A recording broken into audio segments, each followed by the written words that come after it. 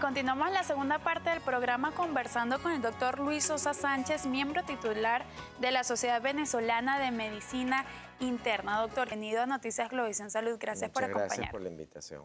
Doctor, es que en Venezuela aproximadamente 20% de la mortalidad diagnosticada es a consecuencia de las enfermedades cardiovasculares y la importancia está en la prevención, ¿no es así? Sí. La enfermedad cardiovascular en Venezuela y a nivel global, a nivel mundial, es la primera causa de muerte. Por lo tanto, entonces nosotros debemos ponerle atención. Y esa atención que nosotros vamos a ponerle también está basado en estudios epidemiológicos. La Organización Mundial de la Salud, en el 2011, decretó que el 30% de todas las muertes era motivado a la enfermedad cardiovascular. Ahora, la enfermedad cardiovascular es muy compleja. Y es una enfermedad silente, como se decía anteriormente. La aterosclerosis es una enfermedad silente, cuya primera manifestación puede ser la muerte. Primera manifestación puede ser un infarto, una angina de pecho o un accidente cerebrovascular. Por lo tanto, nosotros los médicos debemos aprovechar de hacer como una especie de estudio en cuáles son los factores predisponentes que tiene la persona que tenemos enfrente para tomar unas medidas para prevenir la aparición de esas enfermedades cardiovasculares. Por eso nosotros tenemos una serie de factores para poder orientarnos, porque una persona puede tener un infarto y el día anterior no haber tenido ningún síntoma. Entonces nosotros no podemos guiarnos por los síntomas. Por lo tanto, tenemos que guiarnos por las estadísticas. Las estadísticas que dicen que existen unos factores predisponentes, ¿verdad?, que nos van a ayudar a predecir cuáles son las personas que tienen mayor riesgo a padecer un infarto, un accidente cerebrovascular o no, o en línea general. ¿Cuáles serían entonces esos factores? De esos factores tenemos unos que son llamados factores causales, que son los que siempre están presentes. Son determinantes en la aparición de la enfermedad cardiovascular. Esos factores, de esos tenemos algunos modificables, que son los que debemos trabajar, y otros que no son modificables. Por ejemplo, yo no puedo modificar mi edad. La edad, la diferencia de edad entre una persona y otra, se dice que en el hombre, luego de los 45 años, ya empieza a aparecer el riesgo de padecer un evento cardiovascular. Y en la mujer es un poquito más tardío, quizás porque las hormonas protegen, y en la mujer se dice que a partir de 55 años que ya empieza a tener un rol importante en la edad. Los otros factores no modificables son los factores hereditarios, mi padre o mi madre, sobre todo si la filiación directa de la persona, si fue un hombre, es más que haya tenido un evento cardiovascular en menos de 65 años, y si es mujer, si es hombre, perdón, menos de 55 años, si es mujer, en menos de 65 años. Si la persona que tuvo el accidente cerebrovascular como antecedente o familiar de nosotros tuvo esa edad. Existen otros que son modificables y que son los que deberíamos más atacar, como por ejemplo es el hábito del tabaco, en donde el hábito del tabaco tiene un impacto importante en la aparición. La hipertensión arterial es otra, el colesterol malo, el colesterol LDL, que es el colesterol llamado malo, y el colesterol total también tiene importancia.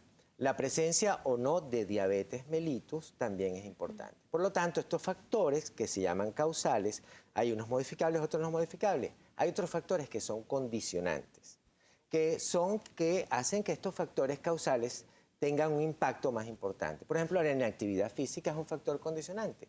Las personas que son inactivas tienen mayor incidencia, pero no están dentro de los principales causales de enfermedad coronaria. Las otras son, por ejemplo, la obesidad, el estrés psicosocial, la condición de vida. Entonces, ¿qué hacemos nosotros con todo esto? Existen unas tablas que usamos los médicos, que son score o puntuaciones, que nos ayudan a ver qué probabilidad tiene esa persona de tener un evento cardiovascular a 5 años o a 10 años. Y eso, pero básicamente, para hacerlo más sencillo, el manejo de estos factores nos ayuda bastante en impactar. Porque, por ejemplo, usted suspende el hábito del tabaco, ¿verdad? Y ese hábito del tabaco lo suspende a los 2 años, ya tiene un 50% de reducción de la probabilidad de que usted tenga un evento cardiovascular. Igualmente si usted tiene actividad física, igualmente si usted controla su hipertensión, igualmente si usted controla su azúcar, ¿verdad? Y esto quiere decir, disculpe doctor, que en la mayoría de los casos se pudiese prevenir este tipo de enfermedad, o sea, está en nuestras manos. Entonces, sí. ¿Qué faltaría en Venezuela para poder concientizar a la población y educarla? Porque está como que allí el mensaje, pero como que no ha llegado Sí. en su totalidad. Fíjate, hay unos factores que se llaman de prevención primaria, que es lo que más deberíamos nosotros, que son los que atañen a los gobiernos y a las organizaciones mundiales. La prevención primaria es lo que usted puede hacer en la población para que la población pueda tener una reducción de todos estos causales que hemos nombrado anteriormente, ¿verdad? La Organización Mundial de la Salud tiene un plan a nivel, lo que llaman 2013-2020, un plan para reducir todo esto. Uno es el consumo de sal, reducir el consumo de sal. Dos, reducir el consumo de grasas saturadas, que son una de las que provocan más la elevación del colesterol. Dos, modular el colesterol, evidentemente, con actividad física, a nivel de prevención primaria, actividad física, educación, concientización, cambio de hábitos alimentarios, lo que llamamos en líneas generales cambios del estilo de vida. Esa promoción se puede hacer, se puede realizar y se puede realizar muy sencillo a nivel poblacional. Entonces, pero existen otras, ¿verdad? Como son cuando la enfermedad ya aparece, que es lo que se llama la prevención secundaria. ¿Qué hacer si ya la persona tiene la enfermedad? Entonces ya nosotros pasamos a la prevención secundaria, que es estar estrictamente con el control del colesterol, estar estrictamente con mantener un índice de masa corporal bastante bajo, entre 20 y 25, y también tener el control de la presión arterial, entre otros. Doctor, de haber sufrido un infarto, ¿qué debemos hacer?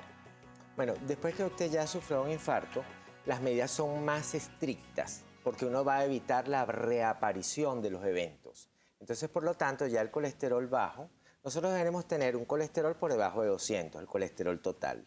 Y deberíamos tener, según el nivel de riesgo que dijimos en prevención primaria, según si esta persona tiene un riesgo alto de padecer un infarto, según la escogencia de los factores que nombramos, vamos a tener que el nivel de colesterol debería bajar, el de colesterol malo, por debajo de 100. Y en las personas que ya presentaron el evento, el colesterol malo debe estar por debajo de 70, por lo tanto debemos hacer una dieta muy estricta, colocar al paciente en tratamiento con estatinas, que son las drogas que más se utilizan, que son fármacos para bajar el colesterol, y buscar hacer chequeos de colesterol rutinarios para estarnos seguros de que esa persona tiene el colesterol malo por debajo de 70, porque eso genera un beneficio en reducción de la aparición de nuevos eventos. ¿Ok? Pero esa persona también la tenemos que instruir en que tiene que tener una actividad física adecuada, por lo menos más de 20, promedio de 20 a 30 minutos de actividad física moderada, el mayor número de días por semana, 5 veces por semana, más o menos para buscar quemar un promedio de 1.500 a 2.200 calorías por semana, de manera de que eso tiene también un impacto importante. El control estricto de la presión arterial es importantísimo. Por supuesto, también si la persona es diabética, buscamos entonces mantener su nivel de glucosa rondando entre 100 y 150 miligramos por ciento. La alimentación también es un punto La alimentación, clave. ¿Qué entonces, debemos evitar? Muy bien. Nosotros debemos definitivamente reducir el número de grasas. Nosotros normalmente consumimos un promedio de 25 a 30% de grasas en nuestra dieta habitual. Bueno, debemos reducir esa cantidad. La otra cosa es prácticamente que eliminar las grasas saturadas, que son las grasas malas, que son las grasas que se pegan en nuestras arterias. Tratar de ingerir grasas llamadas monoinsaturadas o poliinsaturadas en un promedio donde las grasas saturadas tengan más o menos el 7% de nuestro consumo. Aumentar el consumo de fibras, ¿verdad? Y también debemos buscar la manera de aumentar las raciones de frutas, las raciones de vegetales y cambiar. Una asesoría nutricional es importantísimo para que esta persona tenga una vida saludable sin hacer mayores y tenga bastantes opciones dietéticas, de manera de que él no se sienta fastidiado por la dieta. Porque vemos que nuestros pacientes hacen un infarto y después pasan a ser como que unos castigados en la mesa. Y eso no es lo que uno quiere. Lo que uno quiere es que la persona coma saludable, pero sintiéndose bien. Para eso está la asesoría nutricional. Sin embargo, estas son medidas que deberíamos aplicar antes de sufrir un infarto o alguna enfermedad cardiovascular. La actividad física es importantísima. Nosotros tenemos que hacer, y esa actividad física antes de tener un infarto es un poco más libre la que nosotros indicamos. Podemos indicarle bicicleta al paciente, podemos indicarle también que tenga caminata rápida hasta que por lo menos sienta una sudoración, que es la que tiene impacto realmente. 20, 30 minutos. No olvidarse de que hay que hacer calentamiento, de que hay que hacer enfriamiento, por muy sencillo que uno sepa, vea el ejercicio que va a realizar. Entonces, esas caminatas puede programarse entonces ya a un plan de ejercicio. Porque no es lo mismo tener actividad física. La actividad física es lo que te ayuda a quemar las calorías.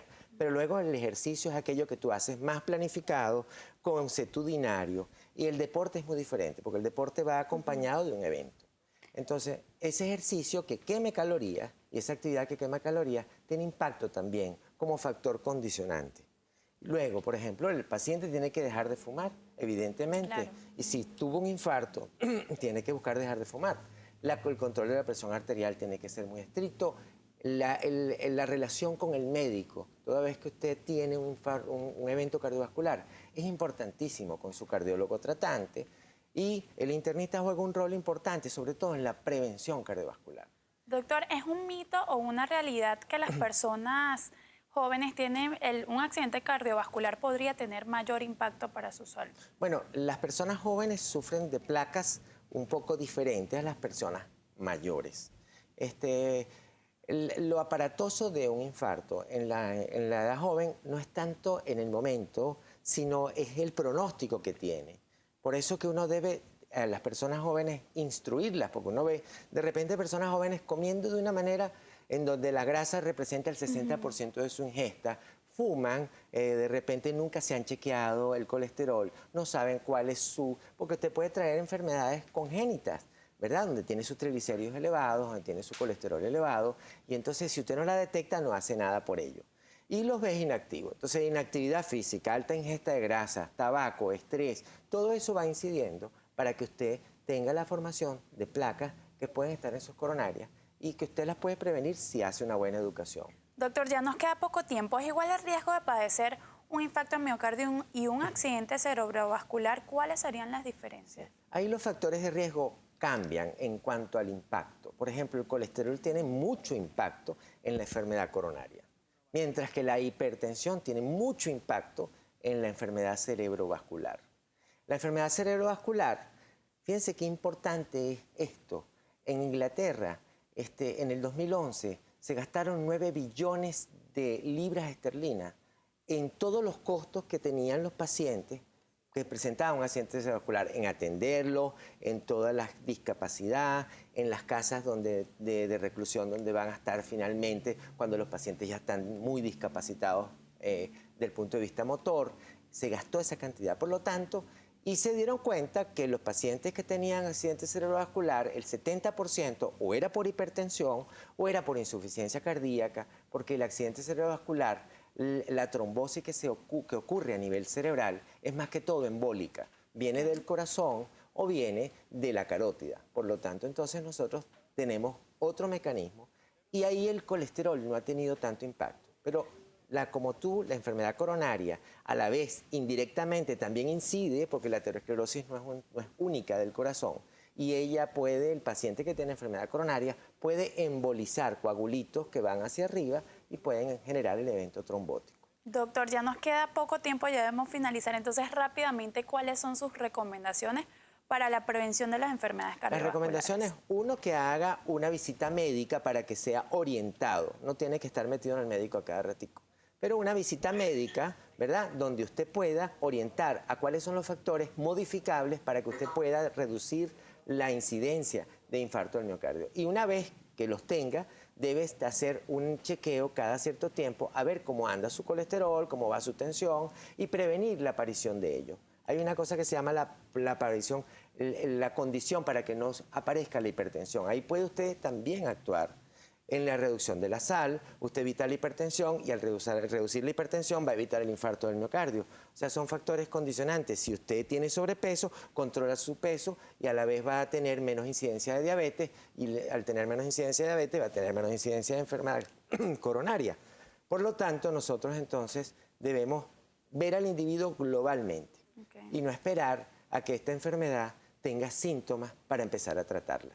Gracias por acompañarnos en la tarde de hoy, doctor. Conversamos con el doctor Luis Sosa Sánchez, miembro titular de la Sociedad Venezolana de Medicina Interna.